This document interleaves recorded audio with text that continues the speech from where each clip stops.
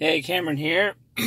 I have the Nomad wireless charger for the Tesla Model 3, and it works great. Underneath at the bottom, you've got two USB cords, but I have an issue. The issue is I'd like to be able to play music off of the front USB ports, but when these are in, it obviously blocks the port, and I'm only able to charge on this. So when I just wanted to do music, it was fine because I was able to use one of these Y adapters, and it plugs in and it gives one channel over here for data, and there's a little thumb drive in there that has my music on it, and the other end can go into the USB for the Nomad, and that worked just fine. But the problem is, I'm gonna go ahead and plug that in so you can see that. So that's plugged in.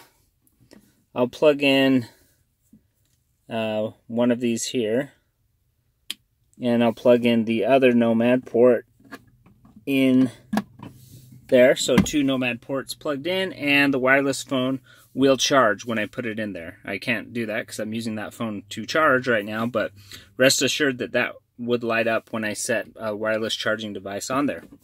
So if I go ahead and unplug that, I now have the version 9 update to my Model 3, and I wanted to be able to use the dash cam functionality. So I thought, oh, no problem. I'm just going to use a second Y adapter where the red cable is a power and the other one does data. So the problem is if I plug this in and hook it up to this, the Nomad does not turn on at all. And I was kind of at a loss because I was like, well, I should have enough power. But I think what's going on is the Nomad is sensing that the data cables are disconnected, and it's not allowing itself to power on or function because it does not sense that data. So what I did do is got this. This is just a Sabrent simple USB 2.0 hub. I think I've got a model number on here. HB-UMLS. I'll put the link in the description of this video. But I'm going to go ahead and plug that in. And this is kind of neat because you can turn different USB devices on or off with little push buttons. So what I'm going to do is I'm actually going to use this as a Y adapter. And if I plug in that Nomad to this, I'm going to have to set that down just for, oh, that's a good angle.